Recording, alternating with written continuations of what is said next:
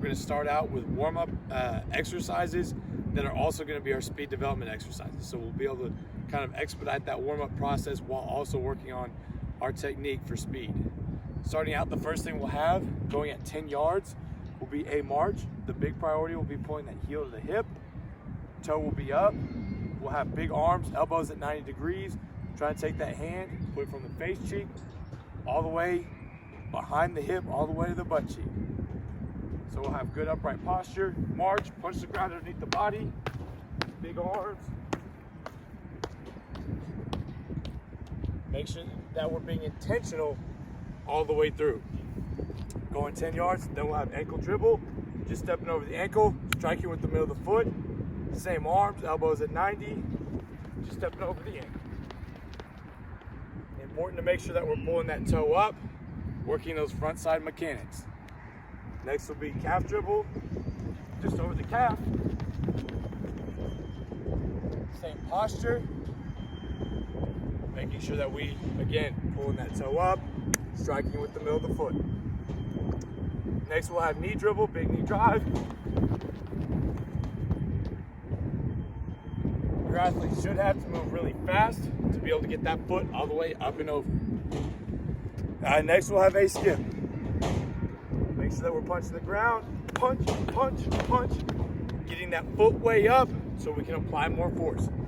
Use the analogy of throwing a punch. If you have a short punch, you won't have much force. If you rear back, you're gonna have a lot more. After that, we'll have squat jumps. They'll reach, snap, jump, get over, as if they're jumping over a hurdle, reset, reach, snap, jump, over, going for 5 reps. Then you can have them jog through the line. After that, we'll have alternating bound in place. They'll get to the front of the line. All we'll do is jumping from right to left. Before we jog through. So they'll go 5 on each leg, 10 total. That will help get us ready for alternating single leg bound, where we're adding distance to it. We've already got our height, we're adding our distance.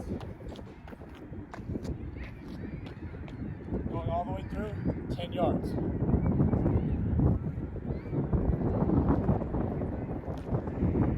After that, we'll have a backwards run. Make sure that we're leaning forward, kicking that heel for the hip, reaching out, so it's a forward lean, kick back and reach. Backwards run for 10. Then we'll have a build up. We'll need to go 30 yards on this one. All we're trying to do is start out with great technique, starting at about 50%. We want to finish at 100%. Once we get done there, we'll have our flying 10s. It'll be a 20-yard run in. So we'll need to have a marker, whether it's a cone, whatever it is, build for 20 yards and hold maximum speed. So we should be at 100% before we get to the cone, holding maximum speed from cone to cone for 10 yards before shutting it down. We want to make sure we give them a lot of rest on this, so we want to think about 2 minutes between reps. So if we've got a big group, that's perfect. Make sure that by the time they come back to the front, they've had at least 2 minutes to recover so we can get great effort. With that, then once we're done with our 4 reps, then we'll have 10-yard starts.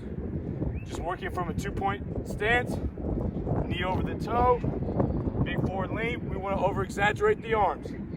Arm forward, arm back. When we drive out, explode off both legs, throwing both arms, going through 10 yards. At least 1 minute rest, between reps. We'll have 4 there. Then we'll have 20-yard starts where we get 2 minutes in between reps. Once we get done there, we're gonna work wickets. If you don't have wickets, you can lay down your PVC pipes, or just really you can put down a rope, something that won't get kicked over easily. Ideally, wickets will help us with those front end mechanics. So you see here, I've got 5 set up. They're 5 feet apart. I'm gonna get we want about a 10-yard run in, getting into the wickets, and then we're gonna work full speed all the way through. It's gonna help us knee up, toe up, stepping over, working those front side mechanics, so we're not letting our feet dangle back behind us as we're sprinting. That way it'll help us be more glute dominant, less hamstring dominant. First we'll have full arms. Build up. Build up.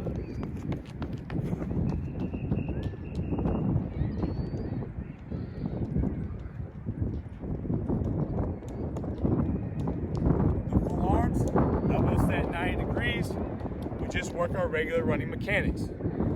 Once we get done with full arms, then we'll have high hands. We'll go 3 reps of full arms. The first day we do it, we may not go past full arms. Then after that, we'll have high hands. We're reaching our hands over our head as we go through the wickets. That's gonna force us to stabilize more with the abdomen, to stabilize the torso, because of the fact that we put our hands over our head. So it'll look like the same build up. Once we get to the wickets, hands up. All the way through.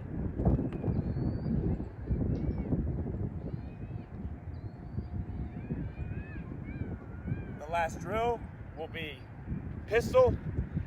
Think SWAT team member. Both hands together. You're clearing a house. You want to make sure that we limit the side-to-side movement. We want to try to keep our fingers pointed straight ahead. We don't want them to go side to side. It'll be the same build up. Once we hit the hurdles, hands shoot up.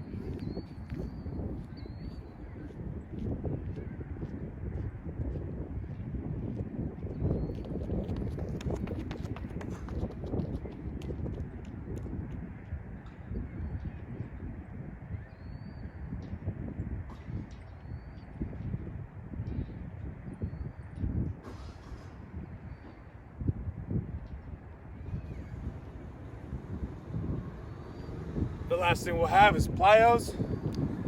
We'll have single leg bound first. Just working on cycling that leg through. Going 5 reps on each side. So you hear, cycle,